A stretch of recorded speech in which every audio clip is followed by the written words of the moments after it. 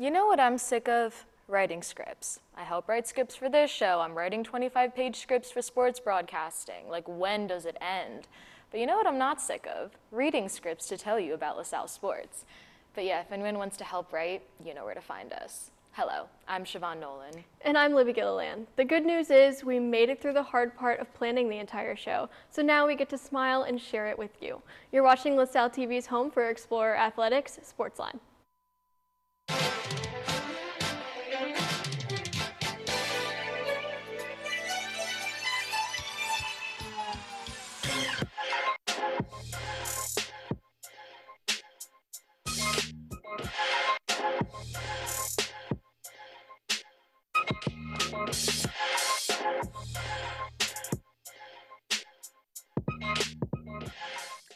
Welcome to SportsLine. A lot of sports happened this week, and who better to give you recaps than the two best sports anchors in the biz? And later, we'll give you our mid-season predictions for fall sports. But first, let's take a look at our SportsLine top 3.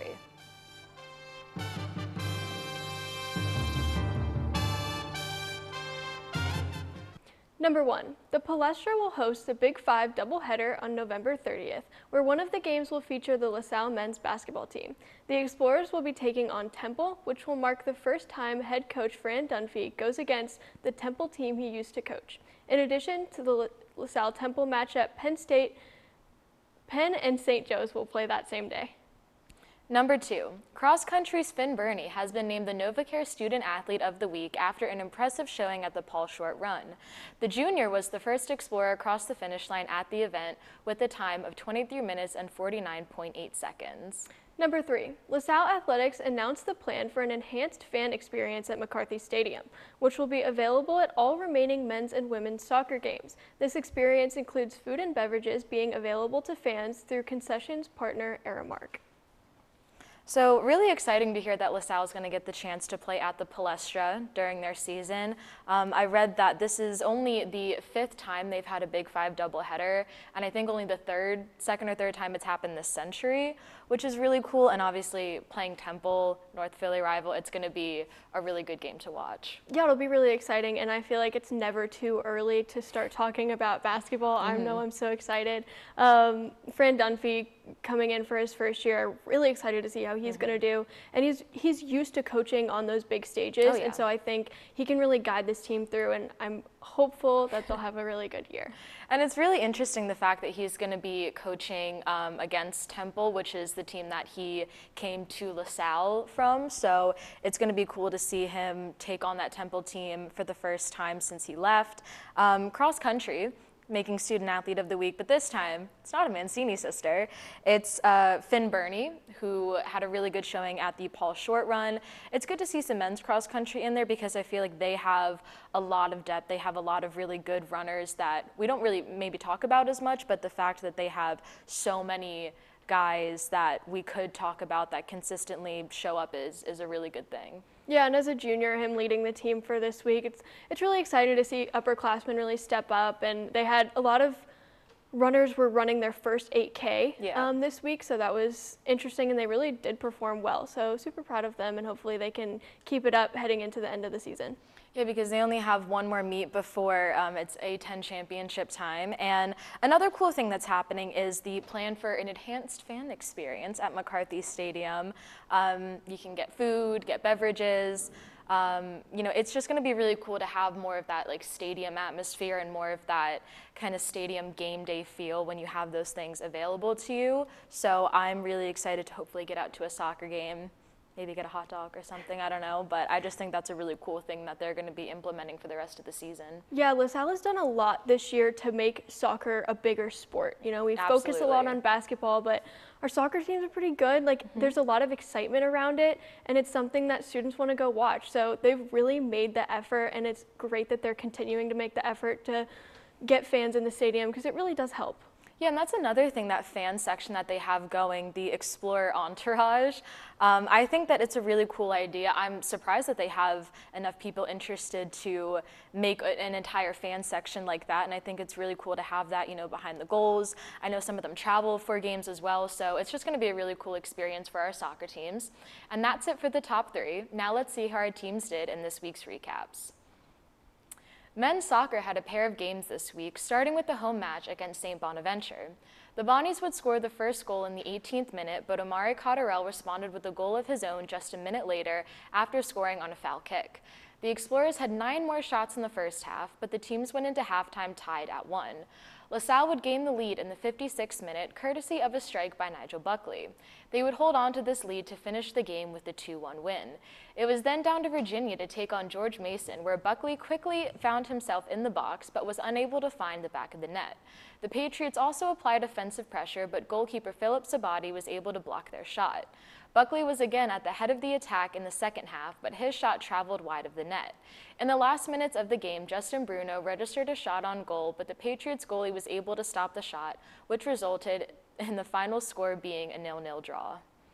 Men's golf has a lot to celebrate after their trip to the Matthews Auto Collegiate Invitational earlier this week. The 36-hole event started on Sunday morning, and Sunday's performance was led by the seniors, with Nikita Romanov shooting 71, followed by Carson Rush with a 73. The Explorers were looking good heading into their final round on Monday. Freshman Kevin Lyden had a solid round of 1 under, while Romanov followed his under par round with a 76. Freshman Anthony Garcia was just 2 over to round out the scoring, but the story of the day was at the top of the leaderboard for the Explorers. Senior Carson Rush made a 20-foot eagle putt on 18 to shoot a 6 under 66 and take the first place individual title. This is Rush's first win in his career as an Explorer. The team finished just 6 shots behind Lehigh to take second place overall out of 9 teams, their best of the season. The Explorers will head north to North Carolina next Monday and Tuesday for the Elon Invitational. Women's soccer kicked off their week by hosting Duquesne at McCarthy Stadium, where the visitors were first to strike in the 22nd minute. Just moments after, though, LaSalle was awarded a penalty kick, which Alyssa Gargiulio was able to convert into a goal. The score remained tied as the game neared halftime, but Rikshaya Walker was able to put the Explorers ahead 2-1 at the break. However, in the second half, the Dukes roared back to score 3 more times, ending the game in a 4-2 loss. The women then hit the road up to New York, where they kicked off against Columbia. Columbia got the first goal in the 36th minute, and they would keep that 1-0 moving into halftime. In the 54th minute, LaSalle's Shea Collins equalized, but the Lions went ahead after a free kick sailed past goalkeeper Jordan Stallard.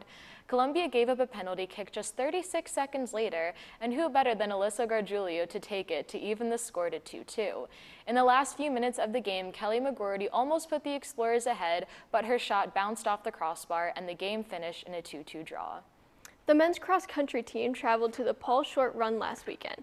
The team was led by junior Finn Burney, who clocked a time of 23 minutes and 49.8 seconds. This was his first career 8K. Senior Ibrahim Kadir had the second fastest time for the Explorers, coming in at 23 minutes and 54 seconds.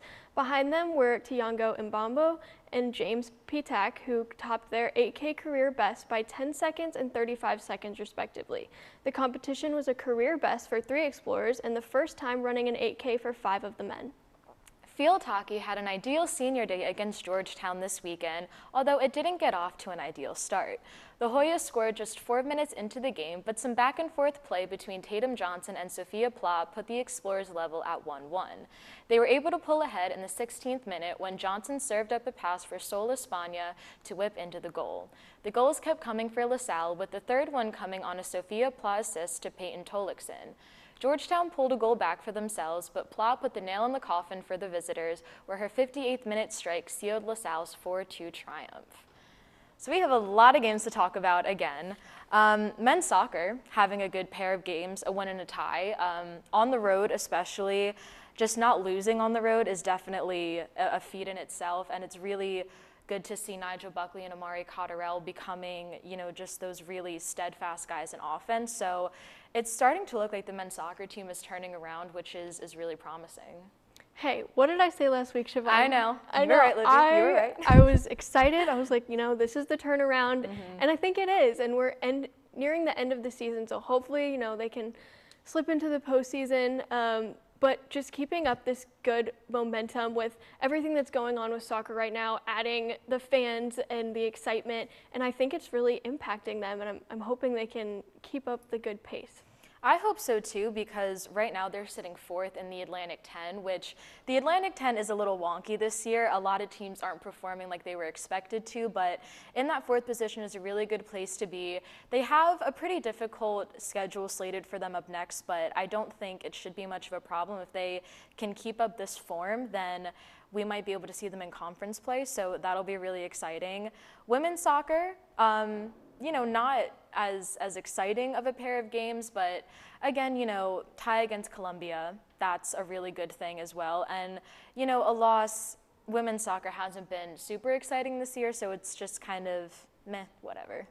Yeah, I mean, they'll continue to play through the end of the season and hopefully get some wins just to kind of end the season and have some optimism going into next season. But we'll see. We'll continue to watch them, continue to cheer for them, and see how it goes. Yeah, and we're seeing some new names in that team as well as a lot of young players, which is a really good sign. Cross country had a really, really good showing at the Paul Short run. Like Libby, you said earlier, a lot of guys were competing in their first 8K, and the fact that we saw improvement from runners is really amazing. You know, 10 seconds and 35 seconds don't sound as impressive, but when you think about it, cross country comes down to milliseconds. That's how they measure these things, so to improve by 10 and 35 seconds was really positive to see. Yeah, I mean, incredible performance from the men this week, and I think we continue to see career bests. I mean, every article that's put out, it's, you know, the upperclassmen are doing well, the freshmen are doing well. I mean, they really have a solid team, and I think as we near the end of the season get into A10s and NCAAs, I think they're going to have some people to represent them. That's really exciting, both on the men's and the women's side. And if we're talking about great performances, we obviously have to talk about men's golf because, you know, they had a medalist at their last showing, and it sounds like a lot of, you know, guys really showed up, had good games. And I don't know what a 20-foot eagle putt is, but 20 feet of anything when you're swinging a golf club sounds impressive. So Libby, take us through that. Yeah, so Carson Rush, he's a senior, and this was his first career win. And I think it's hard to understand if you don't play golf how difficult it is to win a tournament. I mean, you are out there grinding for 2 days in a row, sometimes 3. This event was just 2, but it's mentally draining to go out there, and he shot 6 under on his last day to come from behind and win it. And he was playing, his other competitor made a birdie on 18, and he went and made a 20-foot eagle putt to win. So just an incredible performance, and I think the team is just so excited. I've never seen the energy from the coaches and the team that I've never seen it in golf before for LaSalle. So very exciting, and I think this is really gonna give them momentum going into the rest of the season and into the spring when it matters. Yeah, golf has just really taken over. We love to see all of the great performances, and finishing second place when they've just had a string of really good finishes so far. I mean, it's just pretty soon we're going to start talking about golf, though we talk about track and field. So LaSalle, I'm calling it now. We're officially a golf school this year. I love it. But we're going to take a quick break, and when we come back, Libby and I will give you our mid-season predictions.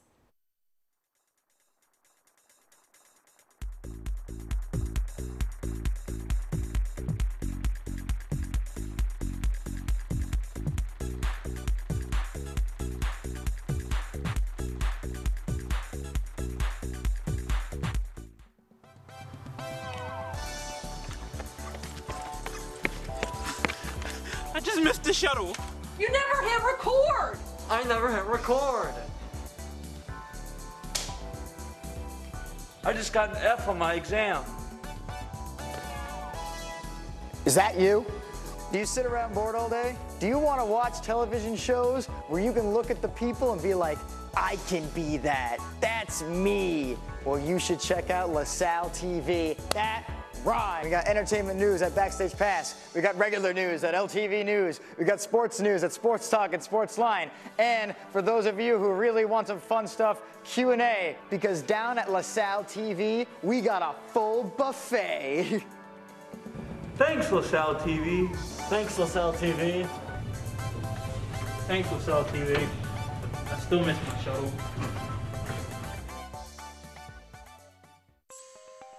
Using meth taught me everything about freedom, only not like you think. It taught me how easy it is to lose your freedom, how meth can take control until you find yourself doing whatever meth tells you to do. Before you get there, while you still can, take a stand for yourself. If you feel yourself losing your freedom to meth, ask for help. Accept the help. It's worth it. You have the power to be truly free and be the person you want to be. I know. I'm Jan, and I'm free from meth. If you or someone you know is struggling with meth, call 1-800-662-HELP for 24-hour free and confidential treatment referral. Learn more at samhsa.gov/meth. Unlike other health concerns, mental illness is not always easy to see. D-E-P-R. Mental illness doesn't show up on a scale. Bipolar? Sorting out a mental health concern takes professional diagnosis and treatment. Anxiety. I thought so. If you or a loved one has a mental health concern, don't go it alone. For 24-hour free and confidential information and treatment referral, call 1-800-662-HELP. Learn more at samhsa.gov/support.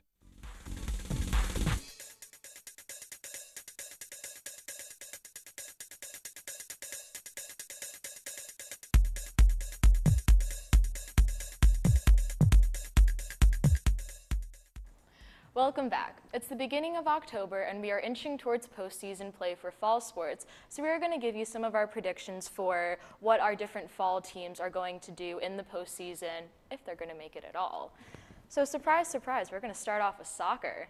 Because like we mentioned earlier in the recaps, they really have been on a turnaround. Overall, they're 3-5-3, but in the conference, they're 2-1-1, which surprisingly enough is good enough to take fourth in the A10 because a lot of teams just aren't doing as well as they were predicted to. So I obviously, again, don't want to discredit anyone, but that definitely has helped them, and they've taken advantage of the fact that they've played teams like St. Bonaventure, who are 0-3-1, and George Mason, who are 1-2-1.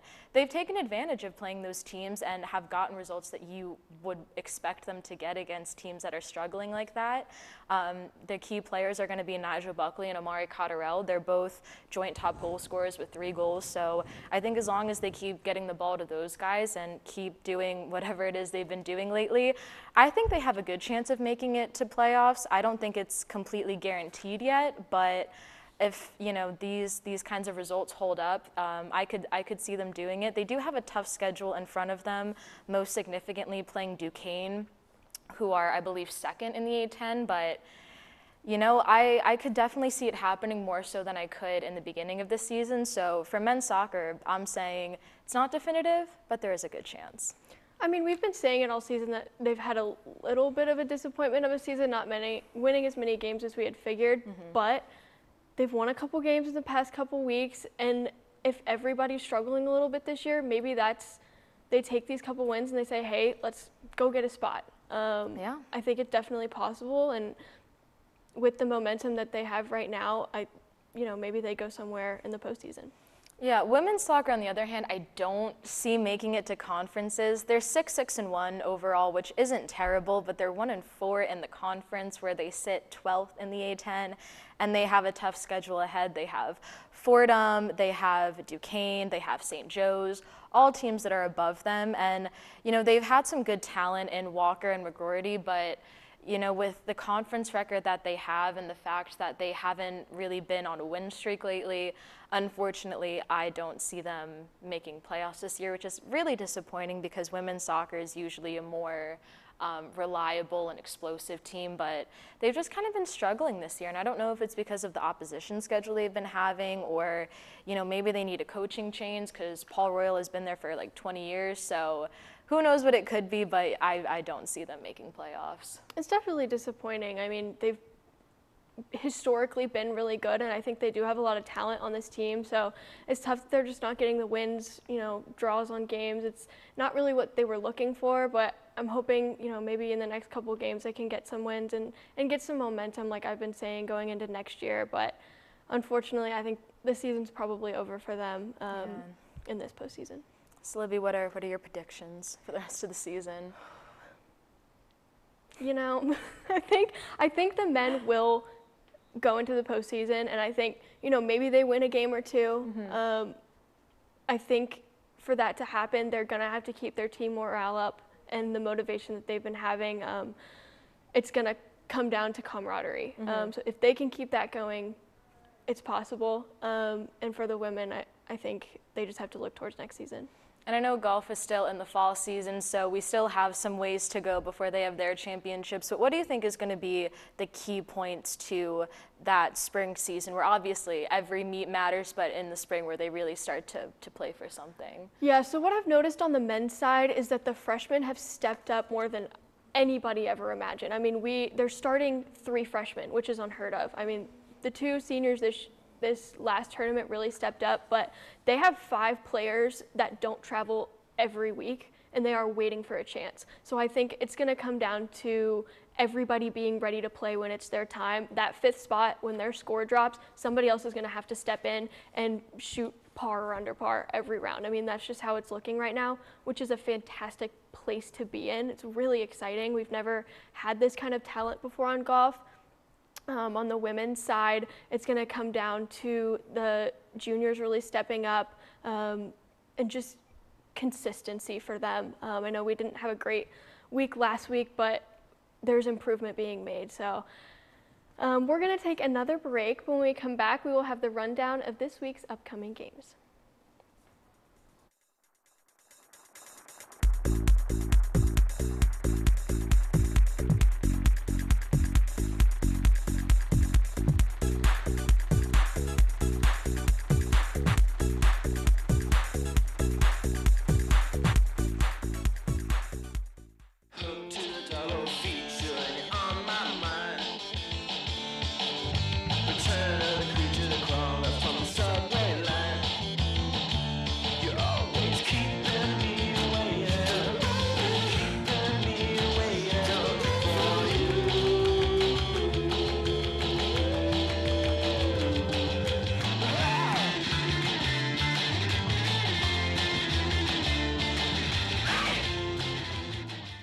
What if one day you went to that secret place, that spot that only you know about, and instead of what you came for, you found this? What would you do? Would you stop and give it some thought? The truth is, all drug use comes with risk. Before those risks become real, before drugs turn your life upside down, before drugs take their toll on you and your family. Know that there is help. You can quit. If you or someone you love is struggling with drug use or prescription drug misuse, call 1-800-662-HELP for 24-hour free and confidential information and treatment referral, or go to samhsa.gov/knowtherisks. We are Sikhs. Sikh Americans. We believe in equality, tolerance, and respect for all. Because Sikh values are American values. We are doctors, PTA moms, patriots. We are Americans. We like Game of Thrones. I'm obsessed with Star Wars. I've seen every episode of SpongeBob because that's what my daughters like to watch. We are Sikhs.